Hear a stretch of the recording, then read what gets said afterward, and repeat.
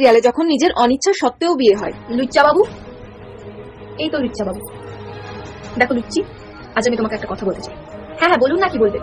তোমার মতো একটা গেয়ভূত মেয়েকে আমার কখনোই পছন্দ ছিল না, কিন্তু শুধুমাত্র আমার মা বাবার জন্য, শুধুমাত্র আমার মা বাবার পছন্দে আমি তোমাকে বিয়ে করতে বাধ্য হয়েছি। কিন্তু এখন এই বিয়েটা আমার পক্ষে মেনে নেওয়া সম্ভব না। আমি তোমাকে স্ত্রীর মর্যাদা কোনোদিনও দেবো না ঠিক, কিন্তু আমি চাই যে আমরা পুরো দুনিয়ার সামনে, সারা পৃথিবীর সামনে এবং আমাদের পরিবারের সামনে সারা জীবন স্বামী স্ত্রী হয়ে থাকার অভিনয় করি। কিন্তু লুচ্চা বাবু, আপনি তো চাইলে আমাকে পরে ডিভোর্সও দিয়ে দিতে পারেন। না লুচ্চি না, এটা আমি পারি না করতে, কারণ এটা টিভি সিরিয়াল, আর টিভি সিরিয়ালে ডিভোর্স দেওয়া যাবে না। তুমি বলো লুচ্চি, তুমি আমার এই অভিনয়ে আমার সাথ দেবে?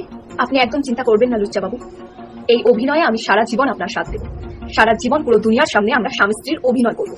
তাহলে কি লুচ্চা আর লুচ্চি মিলে সারা জীবন ধরে করবে সুখে থাকার নাটক, নাকি গল্পে আসবে নতুন কোনো মোড়? দেখতে হলে দেখুন লুচ্চা এবং লুচ্চির প্রেম কথা, সোম থেকে শনি শুধুমাত্র জল বাংলায়। জলের অপর নাম জীবন।